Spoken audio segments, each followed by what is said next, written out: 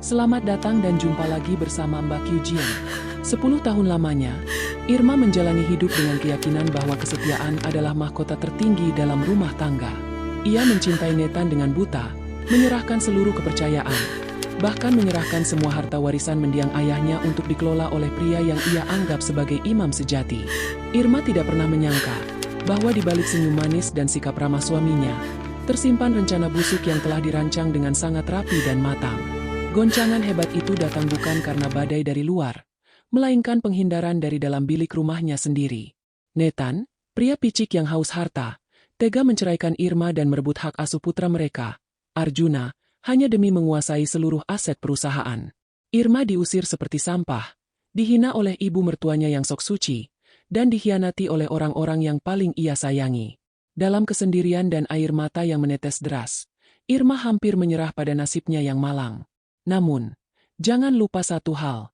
Ia terlalu fokus pada angka-angka di bank dan sertifikat tanah, hingga meremehkan sebuah lemari tua berdebu yang tersimpan di gudang belakang. Di balik kayu jati yang tampak rapuh, mendiang ayah Irma telah menyiapkan sebuah rahasia besar, sebuah perisai hukum yang tidak pernah diduga oleh siapapun. Inilah kisah perjuangan seorang istri yang bangkit dari kehancuran untuk menjumpalkan para penjahat, hingga mereka berakhir menjadi orang jalanan yang terhina. Sebuah bukti nyata bahwa karma tidak pernah salah alamat, dan aib yang menutupi jubah kesucian pasti akan terbongkar pada waktunya. Namun sebelum dilanjut, kami berdoa, semoga Bapak, Ibu, saudaraku semua sehat dan bahagia. Jangan lupa untuk menekan tombol like, subscribe, dan komen pada kolom komentar, serta sebutkan dari mana Bapak, Ibu, saudaraku berasal agar kita saling kenal dan mendoakan. Mari kita mulai ceritanya. Irma berdiri di depan jendela besar ruang tamunya sambil memandang taman belakang yang tertata rapi. Pernikahannya dengan Nathan sudah berjalan 10 tahun dan selama itu pula Irma merasa menjadi wanita paling beruntung. Nathan adalah sosok suami yang penuh perhatian dan pekerja keras. Irma memberikan seluruh kepercayaan dan aset warisan dari mendiang ayahnya untuk dikelola oleh Nathan. Bagi Irma, kesetiaan adalah fondasi utama dalam rumah tangga sehingga ia tidak pernah menaruh rasa curiga sedikitpun saat Nathan meminta izin untuk mengalihkan beberapa dokumen aset dengan alasan kenyamanan urusan bisnis di kantor. Ketenangan hidup Irma mulai terusik saat Nathan sering pulang larut malam dengan alasan rapat mendadak di kantor. Sebagai istri yang berbakti, Irma selalu menyambut Nathan dengan senyuman dan secangkir teh hangat, meski hati mulai merasa ada yang aneh. Suatu sore, Irma tanpa sengaja menemukan sebuah nota pembelian perhiasan mewah di saku jas Nathan yang ingin dicuci. Nama yang tertera di nota tersebut bukanlah nama Irma. Ketika Irma mencoba menanyakan hal itu dengan lembut, Nathan justru bereaksi sangat keras. Nathan membentak Irma dan menuduhnya sebagai istri yang tidak tahu berterima kasih serta terlalu banyak mengatur urusan suami. Perubahan sikap Nathan yang drastis ini membuat Irma sangat terpukul hingga ia hanya bisa menangis diam-diam di dapur agar tidak terdengar oleh anak mereka, Arjuna. Di balik kemesraan yang selama ini dilihat, Nathan sebenarnya sedang mencurigai rencana busuk bersama Siska, sekretaris pribadinya yang kini sudah ia angkat menjadi manajer di salah satu anak perusahaan milik keluarga Irma. Nathan merasa dendam karena secara hukum asal-usul harta itu adalah milik keluarga Irma, dan ia merasa hanya menjadi bayang-bayang di bawah nama besar ayah mertuanya. Nathan ingin menguasai seluruh aset tersebut secara mutlak. Ia memanfaatkan kebaikan Irma untuk menandatangani berbagai surat kuasa yang sebenarnya adalah surat pengalihan hak milik. Setiap kali Irma bertanya tentang isi dokumen tersebut, Nathan selalu meyakinkannya bahwa itu semua demi masa depan Arjuna dan posisi Nathan sebagai direktur utama agar lebih disegani oleh para pemegang saham. Ibu Gendari, ibu mertua Irma, juga berperan besar dalam situasi ini. Di depan tetangga dan anggota pengajian, Ibu Gendari selalu memuji Irma sebagai menantu idaman. Namun di belakang Irma, ia terus memprovokasi Nathan agar segera mengambil alih kendali keuangan keluarga. Ibu Gendari merasa Irma terlalu lemah dan tidak pantas memegang kekayaan sebanyak itu. Ia ingin putranya, Nathan, menjadi penguasa tunggal atas seluruh rumah dan tanah tempat mereka berada sekarang. Ibu Gendari sering memberikan sindiran halus kepada Irma bahwa seorang istri tidak boleh memiliki harta lebih banyak dari suaminya, karena hal itu akan menjatuhkan harga diri laki-laki. Irma hanya bisa menelan dan menelan pahitnya kata-kata mertuanya itu demi menjaga kerukunan keluarga. Gejolak di rumah tangga mereka semakin panas ketika Nathan mulai terang-terangan menunjukkan ketidaksukaannya pada kehadiran Bibi Suli, asisten rumah tangga yang sudah ikut Irma sejak kecil. Bibi Suli adalah orang yang paling tahu bagaimana perjuangan ayah Irma membangun kekayaan itu. Nathan menganggap Bibi Suli sebagai pengganggu karena Bibi Suli sering melihat Nathan membawa Siska masuk ke dalam ruang kerja pribadi saat Irma sedang tidak di rumah. Nathan mencoba memfitnah Bibi Suli telah mencuri uang harian agar Irma memecatnya. Namun, Irma tetap mempertahankan Bibi Suli karena ia merasa Bibi Suli adalah satu-satunya orang yang tulus menyayanginya di rumah itu. Hal ini memicu pertengkaran hebat yang membuat Nathan semakin mantap untuk segera mengakhiri pernikahannya dengan Irma melalui cara yang sangat picik. Penderitaan Irma mencapai puncaknya ketika ia menemukan foto-foto mesra Nathan dan Siska di dalam sebuah folder komputer kantor yang tidak sengaja tertinggal di rumah. Saat itu, Irma merasa dunianya runtuh. Air mata menetes membasahi pipinya saat ia menyadari bahwa selama ini ia dikhianati oleh orang-orang yang paling ia cintai. Ia mengenang kembali pengabdiannya selama 10 tahun. Bagaimana ia merawat Nathan dari bukan siapa-siapa hingga menjadi direktur utama yang sukses. Bukannya merasa bersalah saat tertangkap basah, Nathan justru dengan tenang mengatakan bahwa ia sudah tidak mencintai Irma lagi. Nathan bahkan mengancam akan mengambil Arjuna dari tangan Irma jika Irma berani mempermasalahkan perselingkuhannya di depan hukum. Irma mencoba mencari perlindungan pada Ibu Gendari, berharap sang mertua bisa menasihati anaknya. Namun, jawaban Ibu Gendari justru lebih menyakitkan dari sembilu. Ibu Gendari mengatakan bahwa wajar jika laki-laki seperti Nathan mencari hiburan di luar, karena Irma dianggap membosankan dan terlalu sibuk dengan urusan rumah tangga. Irma sadar bahwa ia dikepung oleh orang-orang bermuka dua. Di satu sisi ada suami yang ingin menggerogoti hartanya, di sisi lain ada mertua yang menutupi kebusukan anaknya. Irma hanya bisa memeluk Arjuna erat-erat sambil meratapi nasibnya yang malang. Ia merasa terjebak dalam lubang gelap yang sengaja digali oleh suaminya sendiri dengan sangat rapi dan matang. Misteri besar yang tidak disadari oleh Nathan adalah keberadaan sebuah lemari tua berbahan kayu jati di gudang belakang yang selalu dikunci rapat oleh Irma. Nathan menganggap lemari itu hanya barang antik tidak berguna yang penuh debu. Ia tidak pernah menduga bahwa di balik pintu lemari yang tampak rapuh itu, terdapat rahasia besar yang sengaja disimpan oleh mendiang ayah Irma sebagai jaminan keamanan bagi remaja jika suatu saat terjadi badai di dalam rumah tangga. Nathan terlalu fokus pada sertifikat dan saldo bank yang sudah ia manipulasi, tanpa tahu bahwa hukum perdata memiliki celah yang bisa menjanjikan keadaan dalam sekejap jika rahasia di balik lemari itu terungkap ke permukaan. Irma mulai mengusap-usap matanya dan menatap lemari itu dari kejauhan dengan cara yang berbeda. Ia sadar bahwa ia tidak boleh menyerah begitu saja pada kelicikan Nathan. Nathan mulai meluncurkan serangan hukum dengan menggandeng tim pengacara untuk menggugat cerai Irma. Dalam gugatannya, Nathan secara keji menuduh Irma sebagai ibu yang lalai dan memiliki gangguan mental sehingga tidak layak memegang hak asuh Arjuna. Irma sangat terkejut saat menerima surat panggilan dari pengadilan agama. Ia tidak menyangka bahwa suami sendiri tega mengarang cerita bohong demi memisahkan dirinya dari anak semata-mata wayangnya. Setiap malam Irma hanya bisa menangis sambil memandangi Arjuna yang sedang tertidur lelap. Bertanya-tanya mengapa orang yang sangat ia muliakan justru menjadi orang yang paling ingin menghancurkan hidupnya. Siska yang kini sudah merasa di atas angin mulai sering datang ke rumah dengan dalih urusan pekerjaan kantor. Di depan Irma, Siska berpikir sangat anggun dan berani memerintah Bibi Suli seolah-olah dia adalah nyonya rumah yang baru. Siska bahkan dengan sengaja memamerkan tas mewah pemberian Nathan yang dibeli menggunakan kartu kredit atas nama perusahaan keluarga Irma. Nathan hanya diam dan justru membela Siska jika Irma mencoba menegur tindakan tidak sopan sekretarisnya itu. Irma merasa harga dirinya diinjak-injak di dalam rumahnya sendiri. Namun ia sadar bahwa ia belum memiliki bukti yang cukup kuat untuk melawan teman jahat antara suami dan selingkuhannya tersebut. Ibu Gendari semakin gencar menyebarkan fitnah kepada para tetangga dan kerabat mengenai perilaku Irma. Ia bercerita dengan wajah sedih yang dibuat-buat bahwa Irma sering mengurung diri dan tidak mau mengurus keperluan Nathan. Citra sok suci yang dibangun Ibu Gendari membuat banyak orang percaya bahwa Nathan adalah suami yang sangat sabar menghadapi istri yang bermasalah. Irma mulai merasakan pengucilan dari lingkungan sosialnya. Saat ia pergi ke pasar atau mengantar Arjuna sekolah, Orang-orang mulai berbisik-bisik dan melihat dengan pemandangan rendah. Hal ini membuat tekanan batin Irma semakin berat. Namun ia berusaha tetap tegar demi mempertahankan hak asuh Arjuna. Di tengah tekanan yang bertubi-tubi, Bibi Suli datang menghampiri Irma yang sedang melamun di teras belakang. Bibi Suli memberikan sebuah kunci kecil yang selama ini ia simpan di dalam kalungnya. Bibi Suli menceritakan bahwa saat sebelum meninggal dunia, ayah Irma menitipkan kunci itu kepadanya. Ayah Irma sudah lama mencium aroma ketidaktulusan pada diri Nathan sejak awal mereka bertunangan. Kunci itu adalah kunci rahasia untuk laci tersembunyi di balik dinding dalam lemari tua di gudang belakang. Irma teringat pesan ayahnya bahwa lemari itu tidak boleh dijual atau dipindahkan oleh siapapun, karena di sanalah letak perlindungan terakhir bagi masa depan Irma dan Arjuna.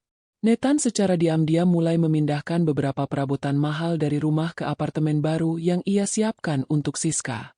Ia merasa Irma sudah tidak berdaya dan akan segera kalah di pengadilan. Nathan bahkan sudah menyiapkan dokumen pemecatan untuk beberapa karyawan senior di kantor yang masih setia kepada mendiang ayah Irma, agar ia bisa berkuasa penuh sebagai direktur utama tanpa ada gangguan.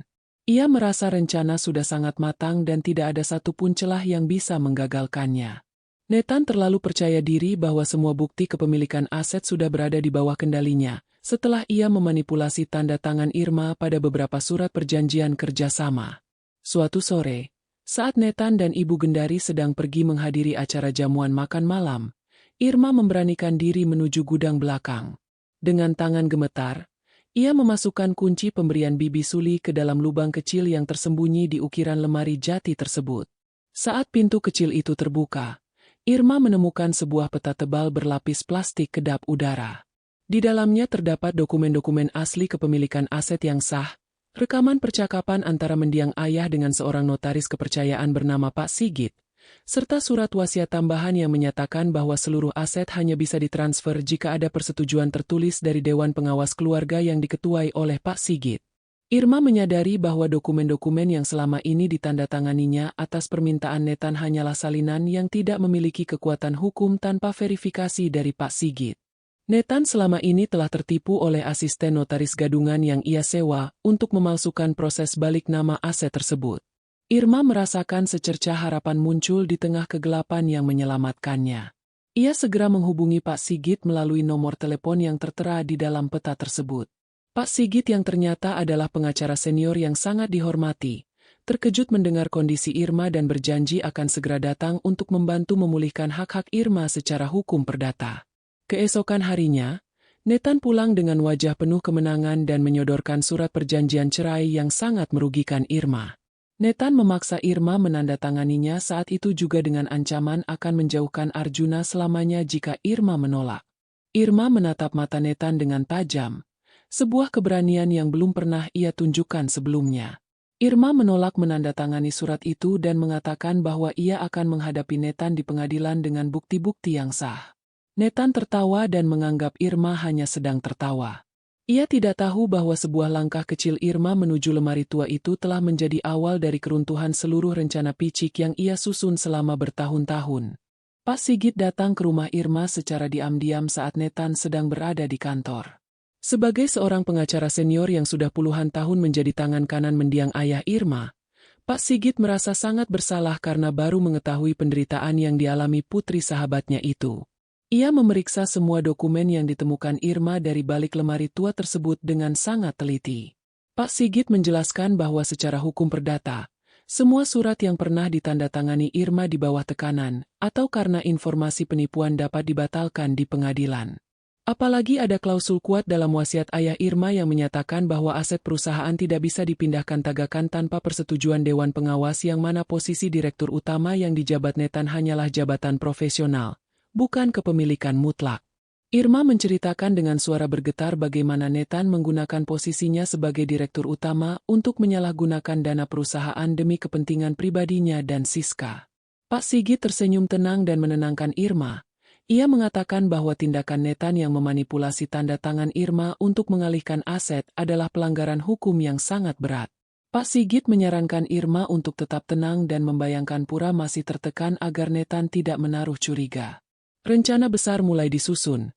Mereka tidak hanya akan melawan gugatan cerai itu, tapi juga akan mengambil kembali seluruh hak Irma yang sempat dirampas oleh kelicikan Nathan melalui jalur hukum yang sah. Di sisi lain, Nathan semakin menunjukkan kesombongannya. Ia baru saja mempromosikan Siska menjadi manajer senior dengan gaji yang sangat luar biasa di luar perusahaan.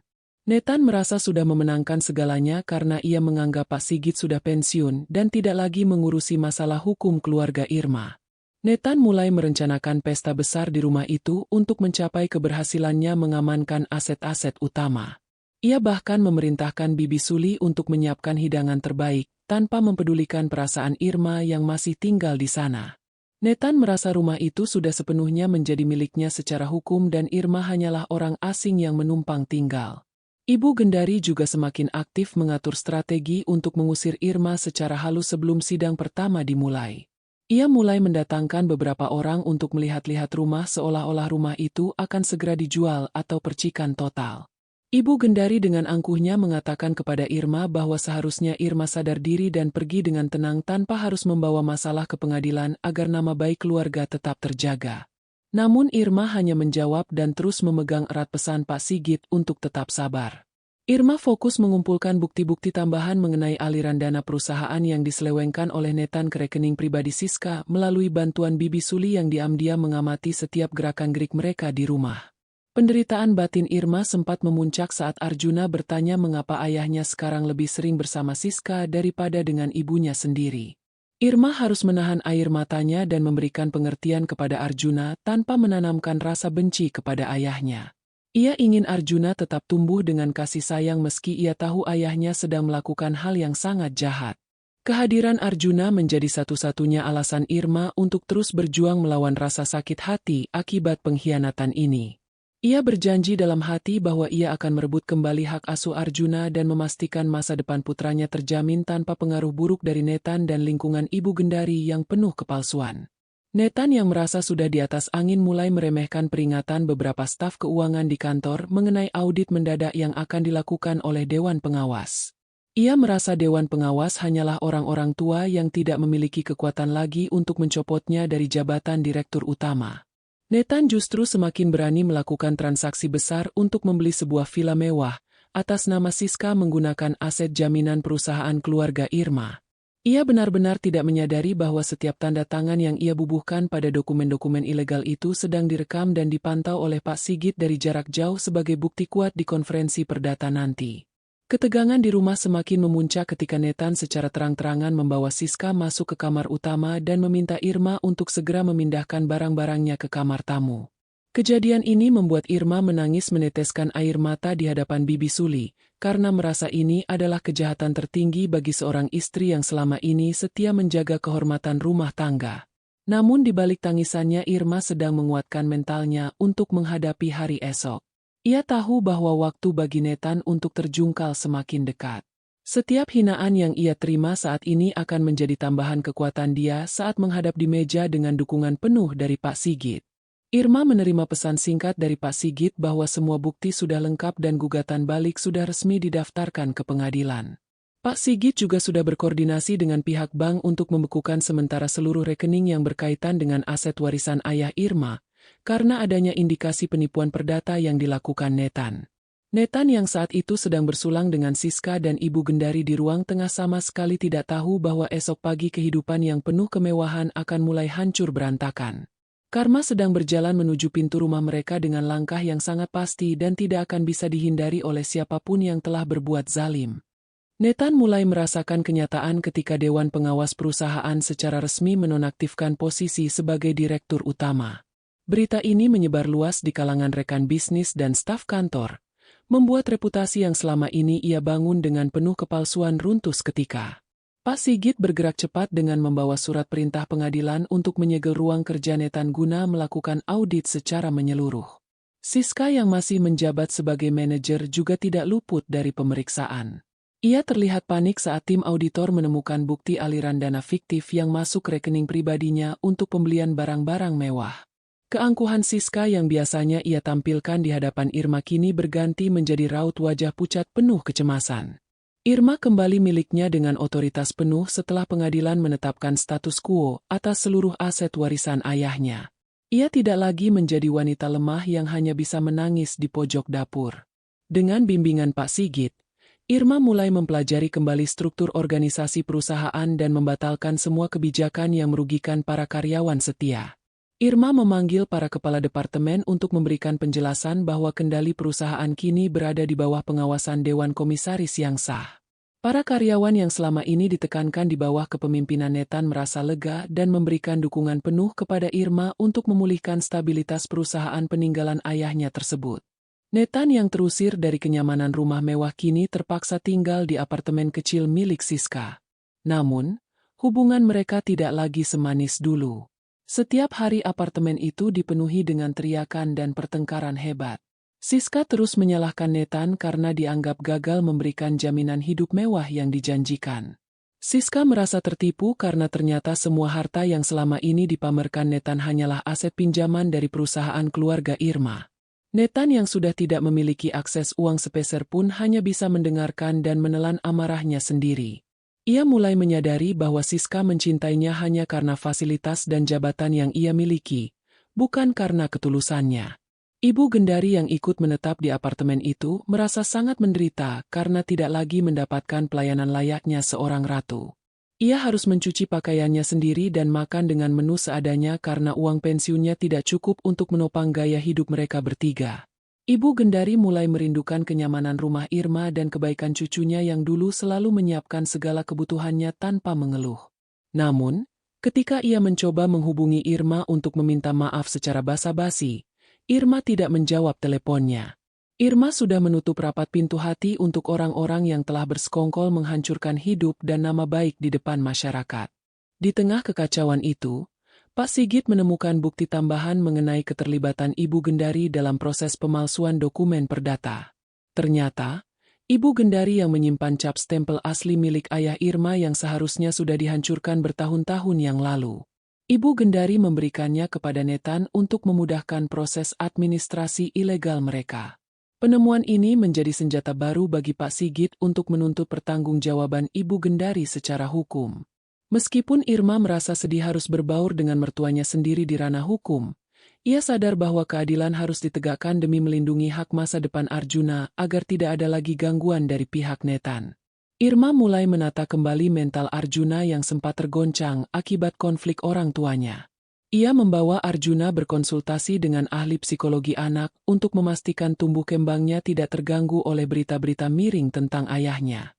Irma menjelaskan dengan bahasa yang sangat sederhana bahwa ayah sedang belajar untuk menjadi orang yang lebih baik di tempat lain. Arjuna yang cerdas mulai mengerti dan merasa lebih tenang tinggal bersama ibunya dan Bibi Suli yang selalu memberikan kasih sayang tulus. Keberanian Irma muncul dari rasa tanggung jawabnya sebagai ibu yang ingin memastikan anaknya tumbuh di lingkungan yang jujur dan amanah. Siska mulai mencoba mencari jalan aman dengan berusaha menemui Irma secara diam-diam. Ia bermaksud menawarkan kesaksian untuk memberatkan Nathan di pengadilan menjamin namanya dibersihkan dari tuntutan penggelapan dana perusahaan. Siska membawa beberapa dokumen rahasia yang pernah ia sembunyikan atas perintah Nathan sebagai jaminan tawar-menawar. Namun, Irma dengan tegas menolak tawaran tersebut. Irma mengatakan bahwa ia tidak membutuhkan bantuan dari seorang pengkhianat dan menyerahkan segala proses hukum kepada Pak Sigit. Irma ingin semua orang yang terlibat dalam perusakan rumah tangganya mendapatkan sanksi yang adil sesuai dengan peran masing-masing tanpa ada kompromi di bawah tangan. Ketegangan mencapai puncaknya saat pihak bank memberikan surat sitaan terhadap apartemen Siska, karena ternyata cicilannya menunggak setelah rekening perusahaan yang digunakan untuk membayar auto debit dibekukan. Nathan, Siska, dan Ibu Gendari kini terdesak ke sudut yang sangat sempit. Mereka tidak punya lagi tempat untuk bersembunyi atau berpura-pura hidup mewah. Masyarakat mulai melihat mereka bukan lagi sebagai keluarga terpandang, melainkan sebagai komplotan penipu yang sedang menuai badai dari benih kejahatan yang mereka tanam sendiri. Irma mengamati perkembangan ini dengan tenang dari balik meja kerjanya, siap menghadapi sidang lanjutan yang akan menentukan nasib akhir dari perjuangannya. Nathan benar-benar berada di titik terendah dalam hidupnya setelah pihak bank menyita apartemen Siska secara paksa. Ia tidak pernah menyangka bahwa rencana matangnya akan hancur hanya karena Irma memiliki akses ke dokumen yang ia anggap rongsokan. Nathan mencoba menghubungi beberapa teman bisnisnya untuk meminjam uang, Namun semua pintu tertutup rapat. Berita tentang besarnya audit di perusahaan keluarga Irma sudah tersebar luas di kalangan pengusaha.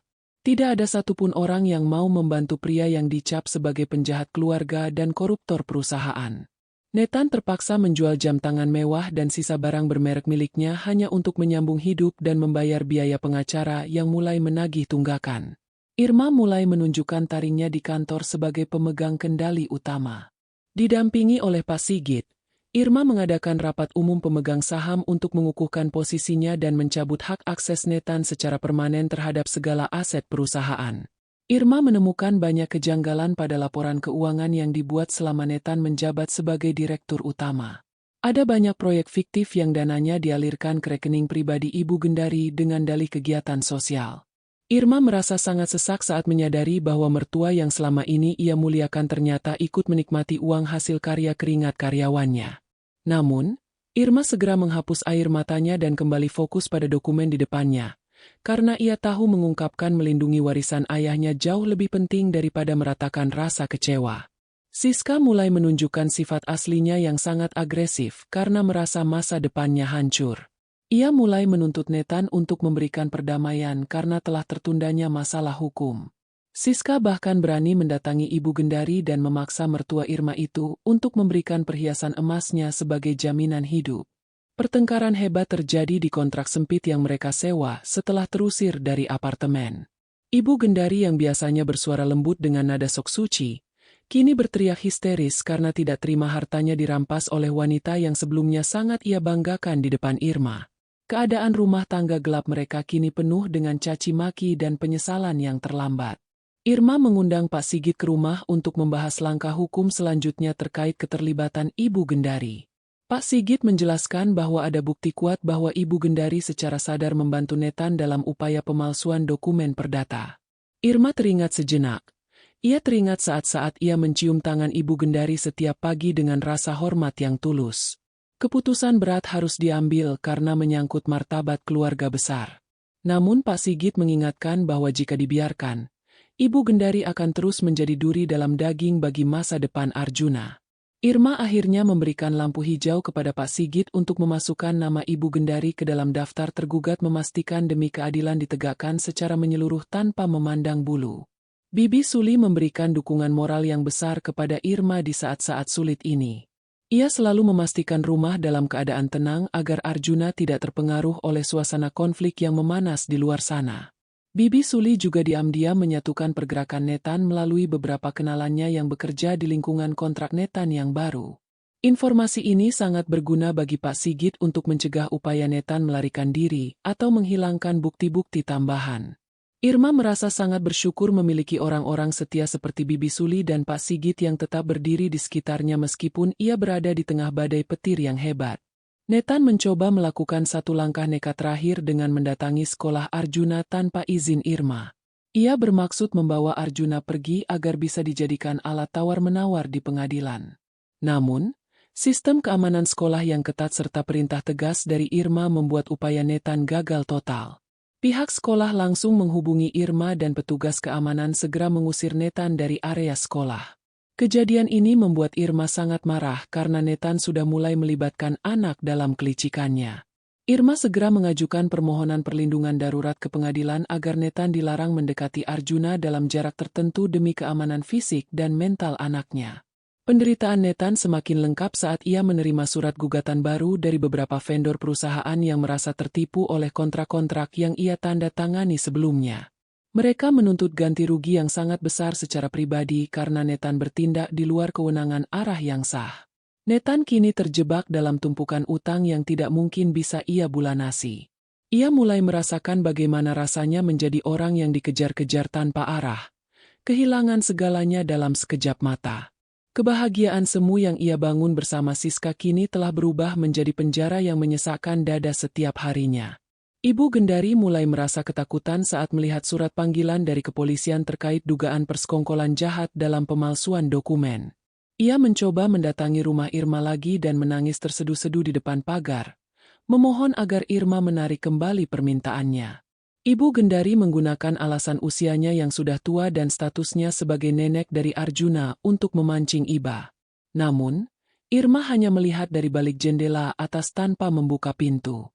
Irma tahu bahwa air mata itu bukanlah air mata penyesalan, melainkan air mata ketakutan akan kehilangan citra sucinya di mata publik.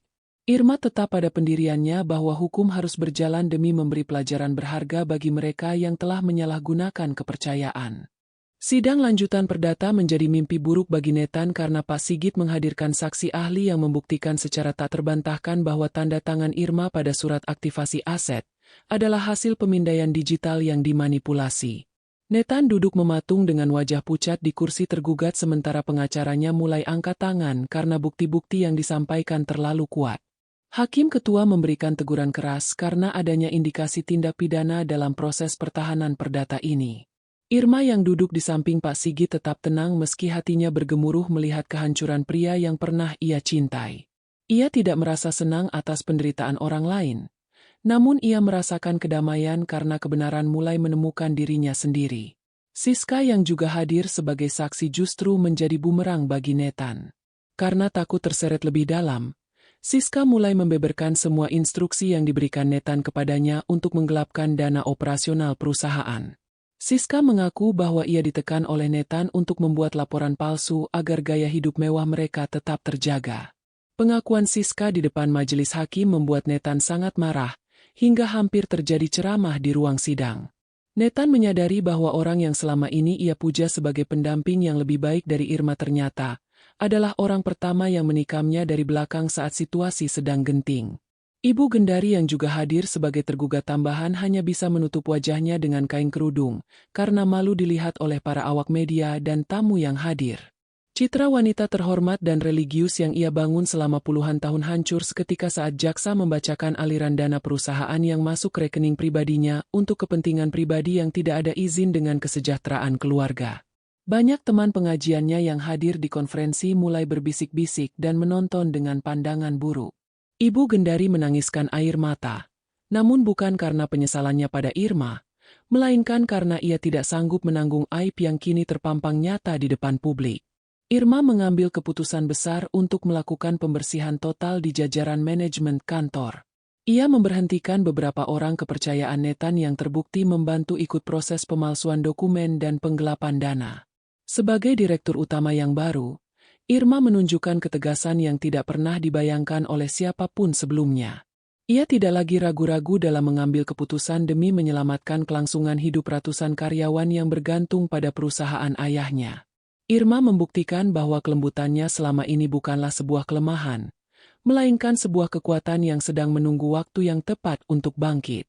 Nathan terpaksa meninggalkan kontraknya yang sempit karena sudah tidak mampu membayar uang sewa. Siska yang merasa sudah tidak ada lagi yang bisa diperas dari Nathan memutuskan untuk pergi meninggalkannya begitu saja dengan membawa sisa-sisa barang berharga yang masih bisa ia selamatkan. Nathan kini benar-benar sebatang kara, tanpa uang, tanpa jabatan, dan tanpa dukungan dari siapapun. Ia mencoba tidur di emperan toko atau musola saat malam tiba karena tidak tahu harus pergi kemana lagi. Kebanggaan dan ego besarnya kini telah hancur berkeping-keping di bawah kerasnya aspal jalanan yang kini menjadi rumah barunya. Ibu Gendari pun tidak luput dari karma sosial yang sangat berat. Karena aset rumah dan tabungannya ikut tersita untuk mengganti kerugian perusahaan yang ia nikmati secara ilegal, ia terpaksa menumpang di rumah kerabat jauhnya yang tidak terlalu menyukainya. Ia sering dihina dan dijadikan pembicaraan di lingkungan barunya sebagai orang yang sok suci namun ternyata pencuri harta cucunya sendiri. Penderitaan batin Ibu Gendari jauh lebih menyakitkan daripada hukuman fisik, karena ia harus hidup dalam bayang-bayang aib keluarga yang selama ini ia sembunyikan rapat-rapat dengan topeng agama. Bibi Suli tetap setia mendampingi Irma dalam memimpin rumah tangga yang kini jauh lebih tenang tanpa kehadiran yang mengganggu. Arjuna tumbuh menjadi anak yang ceria karena mendapatkan perhatian penuh dari ibunya tanpa ada tekanan yang bertabrakan dengan orang tua. Irma memastikan Arjuna tetap mendapatkan pendidikan terbaik dan menanamkan nilai-nilai kejujuran agar Arjuna tidak meniru perilaku buruk ayahnya.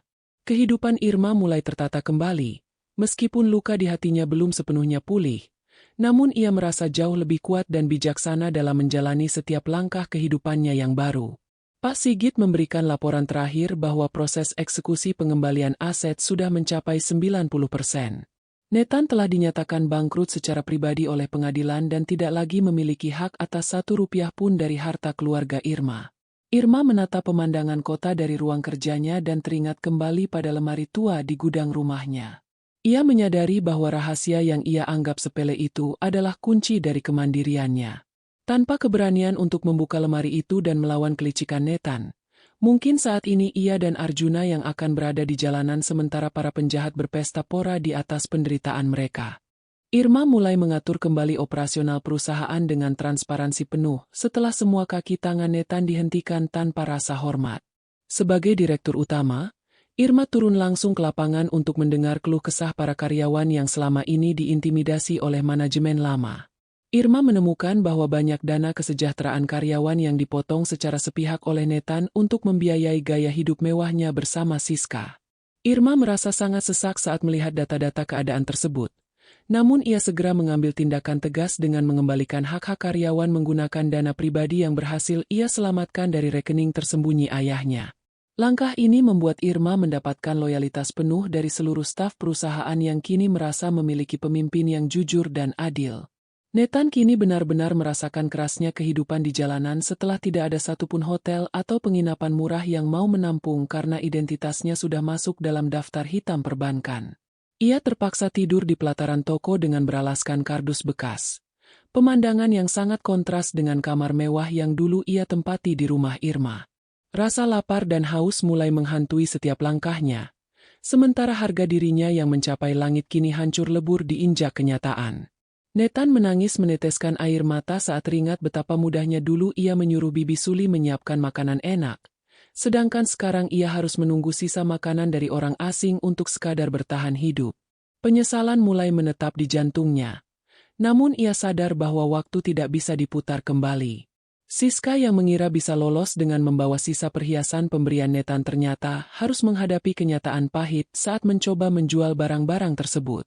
Toko perhiasan menolak karena semua barang itu sudah dilaporkan sebagai aset perusahaan yang dibeli secara ilegal oleh Pak Sigit. Siska yang kini tidak punya uang sepeser pun mulai dikeluarkan dari kontrak barunya, karena tidak bisa membayar uang muka. Ia terpaksa menghubungi kerabatnya di kampung, namun mereka menolak menerimanya karena malu dengan berita perselingkuhan dan pencurian dana perusahaan yang sudah viral di media sosial. Siska kini merasakan bagaimana rasanya menjadi orang buangan yang tidak diinginkan oleh siapapun, tetap pada posisi seperti Irma saat ia usir dulu. Ibu Gendari yang menumpang di rumah kerabat jauhnya diperlakukan tidak lebih dari seorang pembantu tanpa gaji. Ia yang dulu selalu memerintah Irma dengan nada angkuh, kini harus mencuci tumpukan baju dan membersihkan kamar mandi milik kerabatnya agar tidak diusir ke jalanan. Setiap kali ada tamu yang datang, kerabatnya dengan sengaja menyindir tentang kasus penggelapan dana yang melibatkan Ibu Gendari, membuat wanita yang dulu dikenal sok suci itu hanya bisa tertunduk malu dengan mata berkaca-kaca. Aib keluarga yang selama ini ia tutup-tutupi kini menjadi bahan gunjingan di setiap sudut kampung, menghancurkan martabatnya yang paling ia banggakan melebihi apapun. Pak Sigit datang menemui Irma untuk melaporkan bahwa Nathan secara resmi dinyatakan jatuh miskin secara hukum perdata sehingga tidak mampu lagi membayar biaya pengacara pribadinya. Pengadilan juga menolak pengajuan banding Nathan karena tidak ada bukti baru yang bisa menggoyahkan fakta-fakta dari dokumen lemari tua. Irma mendengarkan laporan itu dengan tenang, tanpa ada rasa dendam yang tersisa, namun juga tanpa keinginan untuk memaafkan secara praktis. Ia menyadari bahwa membiarkan hukum berjalan adalah cara terbaik untuk mengungkap semua pihak yang terlibat dalam konspirasi jahat tersebut. Irma lebih fokus memikirkan bagaimana cara menjelaskan kondisi ayah kepada Arjuna tanpa harus merusak citra seorang ayah di mata anaknya. Arjuna mulai bertanya-tanya mengapa ayahnya tidak pernah menelepon atau datang berkunjung lagi. Irma dengan sangat hati-hati menjelaskan bahwa Nathan sedang pergi jauh untuk belajar menghargai karya sebuah kejujuran. Irma tidak ingin Arjuna tumbuh dengan rasa benci, namun ia juga tidak ingin membohongi anaknya dengan cerita-cerita indah yang palsu. Bibi Suli yang berada di samping Irma ikut menguatkan Arjuna dengan memberikan perhatian ekstra dan kasih sayang yang tulus. Keberadaan Bibi Suli di rumah itu menjadi pilar emosional bagi Irma dan Arjuna, membuktikan bahwa kesetiaan seorang asisten rumah tangga jauh lebih berharga daripada hubungan darah yang penuh dengan pengkhianatan dan pamrih harta. Penderitaan Nathan mencapai puncaknya saat ia melihat papan reklame besar di tengah kota yang menampilkan foto Irma sebagai salah satu pengusaha wanita paling berpengaruh dan sukses tahun ini. Ia melihat wajah Irma yang tampak jauh lebih muda, segar, dan berwibawa tanpa ada lagi beban kesedihan yang dulu sering ia berikan.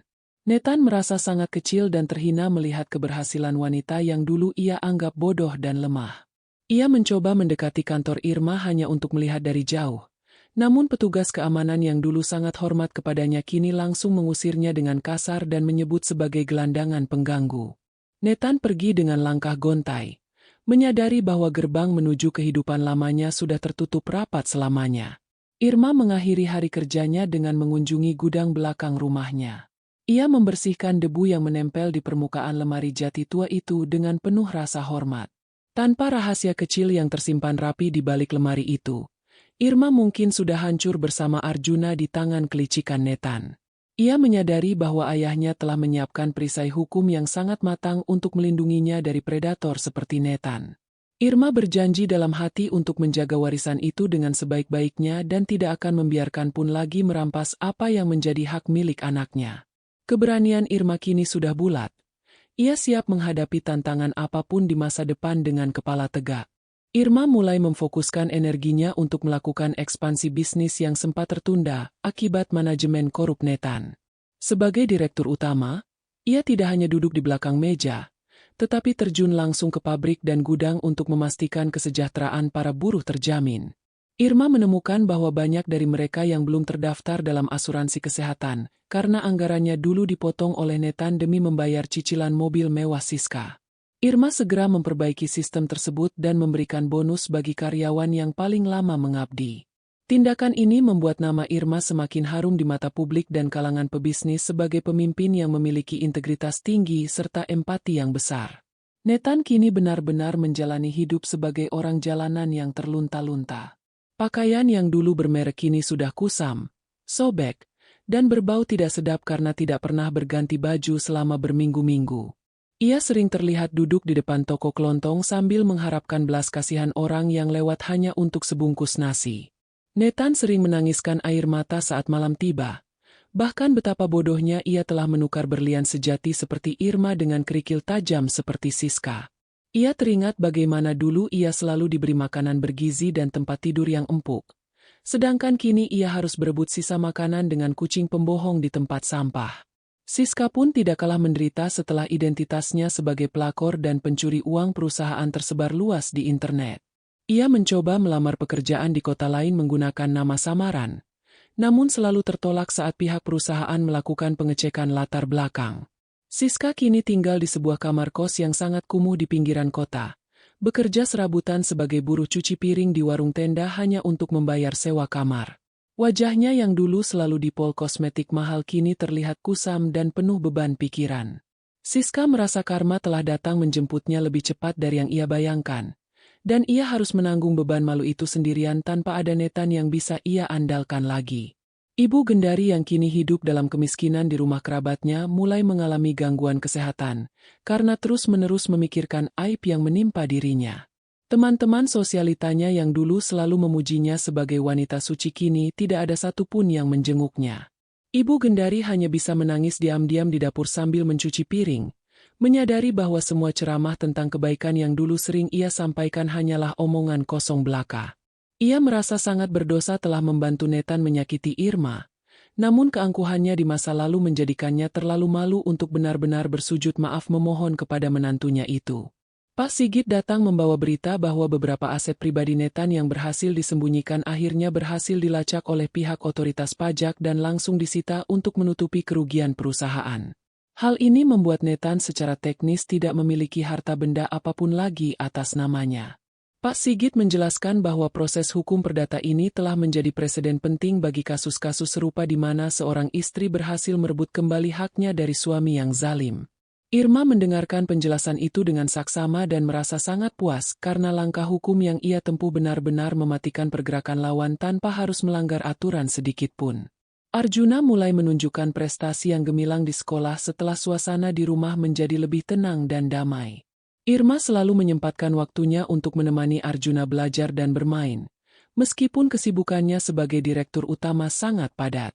Irma tidak ingin Arjuna kehilangan sosok orang tua hanya karena ia sibuk bekerja. Bibi Suli selalu siaga menyiapkan segala keperluan sekolah Arjuna dengan penuh kasih sayang, memastikan bahwa anak itu tidak kekurangan perhatian sedikit pun. Hubungan batin antara Irma, Arjuna, dan Bibi Suli menjadi sangat kuat, menciptakan benteng emosional yang tidak bisa ditembus oleh hasutan apapun dari pihak luar. Nathan sempat mencoba mendekati rumah Irma saat hujan lebat, berharap bisa mendapatkan sedikit belas kasihan atau sekadar melihat Arjuna dari petualangan. Namun, penjagaan di rumah Irma kini sangat ketat dan profesional. Begitu Nathan terlihat di sekitar pagar, petugas keamanan langsung menghalaunya dengan tegas tanpa ada toleransi sedikit pun. Nathan berdiri di bawah guyuran hujan sambil menatap rumah megah yang dulu ia kuasai dengan kelicikan. Ia menyadari bahwa tempat itu sudah bukan lagi miliknya dan ia hanyalah sampah masyarakat yang sudah dibuang oleh pemilik aslinya. Nathan pergi dengan langkah gontai sambil terus meratakan nasibnya yang malang. Irma mengakhiri hari itu dengan membaca surat-surat lama dari ayahnya yang ia temukan kembali di balik lemari tua. Surat-surat itu berisi nasihat tentang kepemimpinan dan pentingnya menjaga kehormatan keluarga. Irma merasa ayahnya seolah sedang berbicara langsung kepadanya, memberikan kekuatan tambahan untuk terus maju dan tidak menoleh ke belakang. Irma menyadari bahwa penderitaan yang ia alami sebelumnya adalah ujian untuk membentuknya menjadi pribadi yang lebih tangguh dan bijaksana. Ia menutup lemari itu dengan senyuman, siap menyambut hari esok dengan penuh keyakinan bahwa keadilan sejati akan selalu memihak kepada mereka yang jujur dan setia pada kebenaran. Irma semakin menunjukkan tajinya dalam dunia bisnis setelah berhasil memulihkan kondisi keuangan perusahaan keluarga secara total. Sebagai direktur utama, ia melakukan audit besar-besaran dan menemukan bahwa selama ini Nathan telah menggelembungkan biaya operasional untuk dialihkan ke rekening ilegal. Irma tidak segan-segan membawa bukti tersebut ke meja hijau untuk memperkuat gugatan ganti rugi perdata. Keberanian Irma membuat para kolega bisnis mendiang ayahnya kembali menaruh hormat dan memberikan dukungan penuh. Perusahaan yang tadinya hampir goyah akibat keserakahan Nathan, kini justru berkembang pesat di bawah tangan dingin Irma yang jauh lebih teliti dan jujur dalam mengelola setiap rupiah modal perusahaan. Nathan kini benar-benar menjalani hidup yang sangat memprihatinkan di pinggiran kota. Ia sering terlihat mengais sisa makanan di area parkir Dunia Maya, tempat yang dulu sering ia kunjungi untuk berbelanja barang mewah di pusat kota. Tubuhnya kini kurus kering dan wajahnya kusam tidak terawat. Nathan menangis meneteskan air mata setiap kali melihat mobil mewah yang mirip dengan miliknya dulu lewat di depannya. Ia baru menyadari bahwa tanpa Irma dan harta warisan mertuanya, ia bukanlah siapa-siapa. Rasa malu yang luar biasa membuatnya selalu menundukkan kepala saat berpapasan dengan orang, takut jika ada yang mengenalinya sebagai mantan direktur yang kini jadi orang jalanan karena kelicikannya sendiri. Siska juga tidak luput dari kehancuran setelah semua hartanya disita oleh pengadilan, karena terbukti dibeli menggunakan uang hasil penggelapan. Siska kini bekerja sebagai buruh kasar di sebuah pabrik pengolahan limbah dengan gaji yang hanya cukup untuk makan sekali sehari. Teman-teman yang dulu selalu mendekat saat ia kaya, kini menghilang tanpa jejak dan bahkan memblokir nomor teleponnya. Siska sering melamun di jam istirahat, menyesali keputusannya menjadi kaki tangan Nathan untuk menghancurkan rumah tangga Irma. Ia menyadari bahwa kecantikan dan kelicikannya tidak berdaya saat berhadapan dengan kekuatan hukum perdata yang dipersiapkan dengan sangat matang oleh Pak Sigit. Ibu Gendari yang kini menumpang di rumah kerabatnya yang miskin harus menerima kenyataan pahit bahwa ia tidak lagi dihormati oleh siapapun. Kerabatnya seringkali menyuruhnya melakukan pekerjaan berat seperti mencuci piring hajatan tetangga agar bisa mendapatkan uang tambahan untuk biaya makan sehari-hari. Ibu Gendari yang dulu selalu kecewa citra sucinya kini harus menanggung malu karena semua orang tahu bahwa ia adalah otak di balik pemalsuan dokumen perdata milik menantunya. Aib keluarga ini menjadi bahan gunjingan yang tidak ada habisnya, membuat Ibu Gendari merasakan hidupnya sudah berakhir meskipun ia masih bernapas. Ia sering menangis di pojok gudang, meratapi nasibnya yang kini lebih rendah dari pembantu yang dulu ia hina.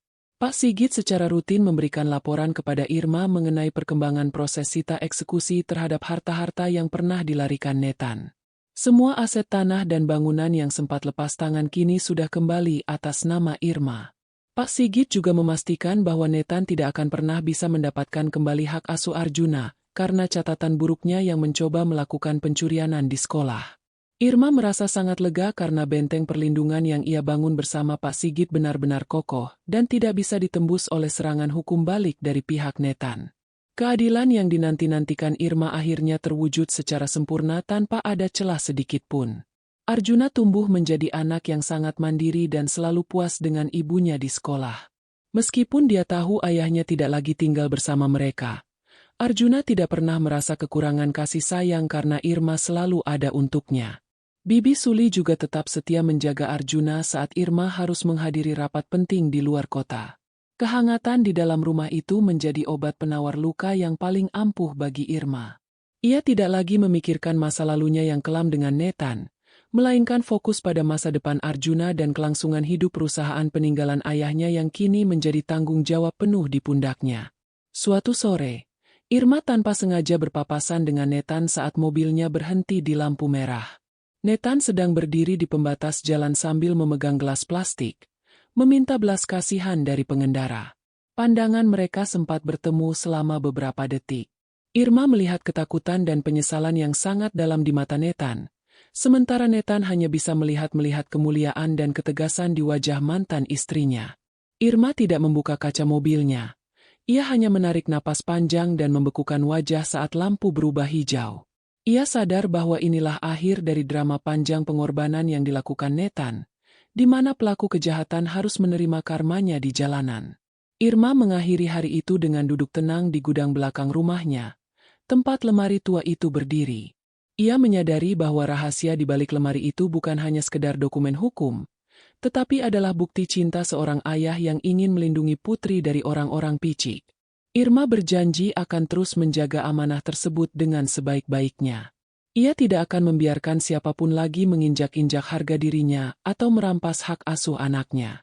Dengan dukungan penuh dari Bibi Suli dan Pak Sigit, Irma melangkah keluar dari gudang dengan perasaan puas karena semua pengkhianat kini telah menuai apa yang mereka tanam dengan sangat adil di bawah langit yang sama. Irma secara resmi membatalkan seluruh kontrak kerjasama yang pernah dibuat Nathan dengan perusahaan-perusahaan cangkang milik kroninya. Sebagai direktur utama, Irma menemukan bahwa banyak aset perusahaan yang sengaja diagunkan oleh Nathan tanpa prosedur yang benar hanya untuk mendapatkan modal proyek fiktif. Dengan bantuan Pak Sigit, Irma mengajukan gugatan pembatalan perikatan di pengadilan perdata karena tidak adanya unsur penipuan dan persetujuan yang diizinkan. Irma bekerja tanpa kenal lelah untuk membersihkan nama baik perusahaan yang sempat tercoreng. Ia memastikan setiap rupiah yang keluar dari kas perusahaan harus memiliki tanggung jawab yang jelas, sesuatu yang sangat kontras dengan gaya kepemimpinan Nathan yang serampangan dan penuh kelicikan. Nathan kini benar-benar kehilangan martabatnya sebagai seorang laki-laki setelah diusir dari kolong jembatan oleh sekelompok gelandangan lain, karena ia tidak mampu membela diri. Tubuhnya semakin kurus dan sering terserang penyakit karena cuaca yang tidak menentu. Nathan menangis meneteskan air mata saat ia harus mengais sampah hanya untuk mencari botol plastik yang bisa dijual agar bisa membeli sepotong roti murah. Ia teringat kembali momen saat ia dengan angkuh mengusir Irma dari rumah, tanpa menyadari bahwa kekuatan Irma justru terletak pada kesabaran dan ketelitiannya menyimpan rahasia di balik lemari tua. Nathan kini merasakan pedihnya menjadi orang yang tidak dianggap ada oleh dunia. Sebuah karma yang sangat nyata atas kesombongannya di masa lalu. Siska yang kini bekerja sebagai buruh cuci piring di sebuah warung makan kumuh, harus menghadapi kenyataan pahit setiap kali pelanggan warung membicarakan berita tentang kesuksesan Irma. Siska merasa sangat terhina saat fotonya sebagai selingkuhan Nathan sesekali muncul di media sosial sebagai contoh pelaku perusak rumah tangga. Ia kini tinggal di sebuah kamar sewa yang sempit dan pengap, jauh dari apartemen mewah yang dulu menjanjikan Nathan. Siska menyadari bahwa kecantikannya yang dulu ia banggakan kini sudah memudar karena beban hidup yang terlalu berat. Ia harus menanggung seluruh hidupnya karena seluruh masyarakat di lingkungannya kini tahu bahwa ia adalah seorang pengkhianat yang telah menghancurkan hidup wanita lain demi harta yang ternyata palsu. Ibu Gendari mengalami guncangan batin yang luar biasa saat mengetahui bahwa seluruh aset pribadi yang ia banggakan telah disita secara sah oleh pengadilan untuk menutupi kerugian perusahaan keluarga Irma. Ibu Gendari kini harus tinggal di sebuah desa terpencil, menumpang di rumah saudaranya yang sangat membencinya karena kasus hukum yang diusulkan tersebut. Ia yang dulu selalu tampil sok suci di pengajian, kini tidak berani lagi keluar rumah karena takut dihujat oleh orang-orang yang tahu kebusukannya dalam memalsukan dokumen perdata. Ibu Gendari hanya bisa meratakan nasibnya sambil terus memegangi tas tua miliknya, menyadari bahwa citra suci yang ia jaga selama puluhan tahun telah hancur total karena keserakahannya sendiri terhadap aset menantunya. Pak Sigit memberikan dokumen final kepada Irma yang menyatakan bahwa hak asuh Arjuna sudah sah dan mutlak berada di bawah tangan Irma tanpa bisa diganggu-gugat lagi oleh Netan. Pak Sigit juga berhasil memenangkan gugatan ganti rugi yang membuat Netan secara hukum memiliki utang kepada Irma yang tidak mungkin bisa ia bayar seumur hidupnya. Hal ini memastikan bahwa Netan tidak akan pernah bisa bangkit kembali secara ekonomi selama ia belum melunasi kewajiban hukumnya kepada perusahaan. Irma menjabat tangan Pak Sigit dengan rasa syukur yang mendalam, menyadari bahwa keadilan perdata telah memberikan perlindungan maksimal bagi masa depan dirinya dan anaknya dari gangguan pria picik seperti Netan. Arjuna mulai menunjukkan minat besar dalam bidang hukum dan bisnis. Seringkali ia bertanya kepada Irma tentang cara mengelola perusahaan dengan jujur. Irma dengan sabar memberikan arahan dan menanamkan nilai-nilai moral agar Arjuna tidak pernah tergiur untuk mengambil hak orang lain dengan cara yang zalim. Bibi Suli selalu mendampingi setiap langkah perkembangan Arjuna dengan penuh kasih sayang, memastikan bahwa anak itu tetap rendah hati meskipun kini menjadi pewaris tunggal kekayaan yang sangat besar. Keberadaan Bibi Suli benar-benar menjadi pengganti sosok nenek yang hangat bagi Arjuna, jauh berbeda dengan Ibu Gendari yang penuh kepura-puraan dan hanya memikirkan materi. Netan sempat terlihat berdiri di seberang kantor Irma, menatap gedung tinggi itu dengan pandangan kosong. Ia ingin masuk dan meminta maaf. Namun ia sadar bahwa ia sudah tidak memiliki akses atau alasan apapun untuk menginjakan kaki di sana. Saat ia mencoba mendekat, ia melihat Irma keluar dari mobil dengan pengawalan ketat dan disambut dengan hormat oleh para karyawan. Netan merasa jiwa hancur berkeping-keping melihat betapa agungnya sendiri Irma sekarang. Sementara ia hanyalah sampah jalanan yang posisinya dihindari oleh semua orang. Netan pergi menjauh dengan langkah terseret, menyadari bahwa setiap tetes air mata Irma yang dulu ia tumpahkan kini telah berubah menjadi badai yang menghancurkan seluruh hidupnya tanpa sisa. Irma mengakhiri hari itu dengan membuka kembali lemari tua di gudang belakang rumahnya. Ia menemukan sebuah catatan kecil dari mendiang ayahnya yang terselip di balik laci rahasia yang berisi tentang kesabaran yang akan selalu menghasilkan kemenangan. Irma tipis tersenyum, menyadari bahwa seluruh perjuangannya selama ini telah sampai pada puncaknya. Ia berhasil mempertahankan hak asuh anaknya, merebut kembali asetnya, dan memberikan pelajaran berharga bagi para suami. Dengan perlindungan hukum yang matang dan bukti-bukti yang tak terbantahkan, Irma kini menatap masa depan dengan penuh ketenangan, tahu bahwa ia telah menjalankan amanah ayahnya dengan sangat sempurna dan terlindungi. Irma kini telah sepenuhnya memulihkan struktur manajemen perusahaan menjadi jauh lebih profesional dan transparan. Sebagai direktur utama, ia mengeluarkan kebijakan baru yang melarang adanya praktik nepotisme di lingkungan kantor guna mencegah munculnya sosok-sosok licik seperti Netan di masa depan. Irma juga menjalin kerjasama dengan auditor independen untuk memastikan setiap aliran dana perusahaan terpantau secara ketat. Keberhasilan Irma memimpin perusahaan membuat banyak investor besar kembali menanamkan modalnya, sehingga nilai aset warisan ayahnya kini melonjak berkali-kali lipat dibandingkan saat dikelola oleh Netan. Irma membuktikan bahwa kejujuran dalam berbisnis bukan hanya soal moral, tetapi juga strategi terbaik untuk mencapai kesuksesan jangka panjang yang berkelanjutan. Netan benar-benar mencapai titik nadir dalam hidupnya ketika ia mulai menderita sakit-sakitan akibat sering tidur di tempat terbuka dan kurang gizi. Wajahnya yang dulu selalu terlihat bersih dan angkuh kini dipenuhi kerutan penderitaan dan kotoran jalanan yang sulit dibersihkan. Netan menangis meneteskan air mata setiap kali ia melihat keluarga kecil yang bahagia sedang bercanda di taman kota. Sebuah kebahagiaan yang dulu ia miliki namun ia menghancurkan dirinya sendiri demi keserakahan. Ia kini hidup dengan mengharap belas kasihan para pedagang pasar untuk mendapatkan sisa sayuran yang tidak terjual agar isi perut tidak terasa terlalu melilit. Netan benar-benar telah menjadi orang jalanan yang tidak memiliki masa depan. Sebuah hukuman hidup yang jauh lebih pedih daripada sekadar mendekam di balik jeruji besi. Siska pun tidak kalah sengsara setelah semua teman seperjuangannya di dunia gelap menghilang satu persatu. Ia kini tinggal di sebuah pemukiman padat penduduk yang kumuh, bekerja sebagai buruh serabutan yang seringkali tidak mendapatkan upah yang layak. Setiap kali ia melihat wajahnya di cermin yang retak, Siska hanya bisa menyamakan nasibnya yang kini terlihat jauh lebih tua dari usia sebenarnya. Keangkuhannya sebagai manajer yang dulu sering menjelaskan Irma kini berubah menjadi rasa takut yang luar biasa setiap kali melihat mobil petugas keamanan. Siska harus menanggung beban malu seumur hidup karena berita pengkhianatannya sudah menjadi rahasia umum yang membuatnya selalu dikucilkan dimanapun ia berada. Ibu Gendari yang kini menetap di desa terpencil harus menjalani hari-harinya dengan penuh tekanan batin karena saudara yang menampungnya selalu menyingkitkan tentang aib masa lalunya. Ibu Gendari yang dulu dikenal sebagai sosok sok suci, kini hanya bisa mengingat saat para tetangga desa menyindirnya sebagai orang yang tega bertengkar dengan harta menantunya sendiri. Ia sering duduk melamun di teras rumah kayu yang sudah rapuh, meratapi hilangnya segala kemewahan dan kehormatan yang dulu ia genggam erat. Ibu Gendari menyadari bahwa jubah agama yang dulu ia gunakan untuk menutupi kelakuannya kini sudah robek di mata publik, meninggalkan aib keluarga yang akan terus dibicarakan orang hingga akhir hayatnya. Pak Sigit memberikan berkas terakhir kepada Irma yang menyatakan bahwa seluruh proses perdamaian perdata telah selesai 100% dengan kemenangan mutlak di pihak Irma. Tidak ada lagi celah bagi Netan atau pihak manapun untuk menggugat aset-aset tersebut, karena dasar hukum yang digunakan sudah inkrah atau berkekuatan hukum tetap.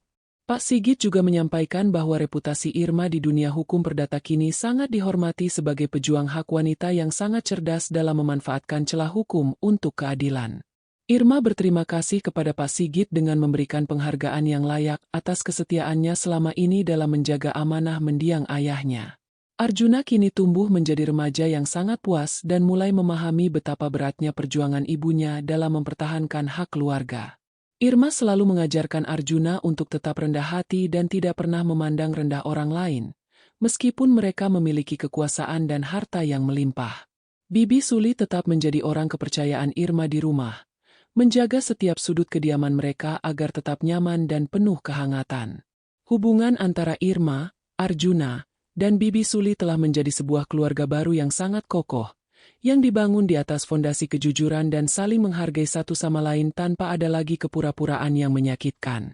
Netan sempat mencoba menulis sepucuk surat permohonan maaf kepada Irma yang ia titipkan melalui seorang pemulung. Namun Irma memutuskan untuk tidak membaca dan langsung membuangnya ke tempat sampah. Irma merasa bahwa permintaan maaf Netan saat sudah hancur bukanlah sebuah ketulusan, melainkan bentuk keputusasaan untuk mendapatkan kembali kenyamanan hidup. Irma sudah menutup rapat pintu masa lalunya dan tidak ingin memberikan sedikit pun celah bagi pengkhianat untuk masuk kembali ke dalam hidupnya. Ia sadar bahwa ketegasan ini adalah bentuk perlindungan diri bagi dirinya dan Arjuna agar tidak lagi terperosok ke dalam lubang yang sama untuk kedua kalinya. Irma mengakhiri hari itu dengan berdiri di balkon dalam ruangan, menatap langit malam yang cerah dengan perasaan tenang yang luar biasa. Ia teringat kembali pada lemari tua di gudang belakang yang telah menjadi saksi bisu kebangkitannya dari keterpurukan. Lemari yang dianggap remeh oleh Netan ternyata berisi kekuatan besar yang mampu mengubah nasib Irma dari seorang istri yang terzalimi menjadi penguasa aset yang berwibawa. Irma menyadari bahwa dalam hidup, kesetiaan dan kejujuran mungkin akan diuji dengan cara yang sangat menyakitkan. Namun pada akhirnya, kebenaran sejati akan selalu menang dan menempatkan para penjahat di tempat yang seharusnya, yaitu dihinanya jalanan yang penuh penyesalan. Irma kini berdiri di puncak keberhasilannya dengan membawa perusahaan keluarga ke tingkat internasional. Sebagai direktur utama, ia tidak hanya berhasil melipat gandakan aset, tetapi juga membangun sistem kerja yang menjunjung tinggi nilai kemanusiaan. Irma merenovasi gudang belakang rumahnya menjadi sebuah perpustakaan pribadi yang mewah, namun ia tetap mempertahankan lemari tua jati itu di posisi aslinya sebagai pengingat akan perjalanan hidupnya. Irma tidak lagi menoleh ke belakang dengan rasa sakit, melainkan dengan rasa syukur karena badai pengkhianatan yang dialaminya telah menjadikan dirinya menjadi wanita yang jauh lebih tangguh, bijaksana, dan tidak terkalahkan oleh kelicikan apapun. Netan benar-benar berakhir sebagai orang jalanan yang tidak memiliki identitas lagi di mata dunia. Suatu pagi, ia duduk bersandar di dinding pagar luar kantor Irma yang menjulang tinggi, memperhatikan dari jauh mantan istrinya keluar dari mobil dengan anggun. Netan menangis meneteskan air mata saat menyadari bahwa ia pernah memiliki segalanya, namun membuangnya demi nafsu dan ego pada saat itu. Ia ingin berteriak memanggil nama Irma, namun suaranya tercekat oleh rasa malu dan kehinaan yang luar biasa. Nathan kini harus menerima kenyataan bahwa sisa hidupnya akan dihabiskan di trotoar jalan, kedinginan, dan terlupakan oleh sejarah keberhasilan keluarga yang dulu pernah ia pimpin dengan penuh kenangan. Siska menjalani sisa hidupnya dalam penderitaan sosial yang sangat dalam di sebuah perkampungan padat. Setiap kali ia mencoba bersosialisasi, orang-orang akan langsung menghindar atau berbisik tentang masa lalunya sebagai perusak rumah tangga dan pencuri dana perusahaan. Aib itu melekat seperti kutukan yang tidak bisa dihapus. Siska yang dulu selalu tampil mewah, kini harus bekerja membanting tulang sebagai buruh kasar demi sesuap nasi. Kehidupannya sekarang adalah cerminan dari pemikiran jiwa yang dulu ia tutupi dengan kosmetik mahal. Ia harus menanggung beban sebagai wanita yang terbuang dari lingkungan sosial yang baik selamanya. Ibu Gendari akhirnya harus menghadapi masa orang tuanya di sebuah panti jompo kecil setelah keluarga jauh yang menampungnya merasa tidak sanggup lagi mengurusnya. Citra suci yang selama ini ia banggakan telah hancur total setelah kasus pemalsuan dokumen perdata itu masuk ke dalam catatan sejarah hitam keluarga besarnya. Ibu Gendari sering terlihat berbicara sendiri sambil memegangi tas kosong, seolah-olah masih memegang kendali atas aset yang sudah lama hilang. Aib keluarga ini menjadi luka yang tidak akan pernah sembuh bagi dirinya sendiri. Ia harus menerima karma bahwa di akhir hayatnya, tidak ada anak yang menjaganya dan tidak ada menantu yang berbakti di sisinya karena keserakahannya sendiri di masa lalu. Pak Sigit menyerahkan kunci brankas terakhir kepada Irma sebagai tanda bahwa seluruh tugas hukumnya telah selesai dengan sempurna. Pak Sigit merasa bangga telah membantu Irma merebut kembali hak asuhnya dan seluruh aset warisan sahabatnya. Irma memberikan penghormatan khusus bagi Pak Sigit atas pengabdiannya yang tanpa pamrih. Sementara itu, Bibi Suli tetap menjadi bagian tak terpisahkan dari rumah Irma. Bibi Suli kini dipercaya menjadi pengelola rumah tangga yang membawahi beberapa asisten baru, memastikan kediaman Irma selalu penuh dengan kasih sayang dan kejujuran. Mereka bertiga telah membentuk ikatan keluarga yang lebih kuat dari hubungan darah manapun yang didasari oleh materi. Arjuna merayakan kelulusannya dengan prestasi terbaik di sekolahnya. Di hadapan banyak orang, Arjuna menyebut Irma sebagai pahlawan seumur hidup yang telah mengajarkan arti keadilan dan keberanian. Irma merasa hatinya sangat penuh saat mendengar pengakuan tulus dari anaknya. Ia menyadari bahwa memenangkan hak asuh Arjuna adalah pencapaian terbesar dalam hidupnya, jauh melampaui segala harta benda yang berhasil ia bantah kembali. Irma berhasil memutus rantai kelicikan Nathan dan memastikan Arjuna tumbuh menjadi pria yang menghormati wanita serta memiliki keutuhan tinggi dalam setiap langkah kakinya. Karma yang menimpa Nathan, Siska, dan Ibu Gendari bukan sekadar kehilangan materi, melainkan kehilangan harga diri di depan masyarakat yang selama ini mereka bohongi. Mereka tidak dipenjara secara fisik dalam waktu lama, namun mereka dipenjara oleh aib yang terus mengikuti kemanapun mereka pergi. Masyarakat yang dulu memuja mereka kini memandang mereka dari sebelah mata. Kepuasan penonton dan penonton tercapai saat melihat Irma berdiri tegak di atas kejujuran. Sementara para pengkhianat harus turun di jalanan tanpa ada satupun orang yang mau mengulurkan tangan bantuan. Keadilan Tuhan bekerja melalui ketelitian hukum manusia dan kesabaran hati yang terzalimi. Hikmah dari kisah ini adalah bahwa kesetiaan dan kejujuran mungkin terlihat lemah di awal, namun keduanya adalah senjata yang paling mematikan saat berhadapan dengan kelicikan. Jangan pernah meremehkan hal-hal kecil atau rahasia masa lalu yang tersimpan rapi, karena di sanalah seringkali Tuhan menitipkan kunci keselamatan. Harta bisa dicari, namun harga diri dan nama baik yang sudah hancur akibat pengkhianatan tidak akan pernah bisa dibeli kembali dengan uang sebanyak apapun. Para kontraktor mungkin bisa merencanakan kejahatan dengan matang, namun mereka selalu lupa bahwa ada kekuatan hukum dan doa orang terzalimi yang bersedia menjamin keadaan dalam sekejap mata. Menurut Anda, apakah hukuman menjadi orang jalanan bagi penjahat seperti Nathan sudah cukup adil dibandingkan jika ia hanya mendekam di dalam penjara? Silakan berikan tanggapan dan komentar Anda tentang bagaimana keberanian Irma dalam mengungkap rahasia di balik lemari tua ini menginspirasi kita semua untuk selalu menjaga amanah orang tua.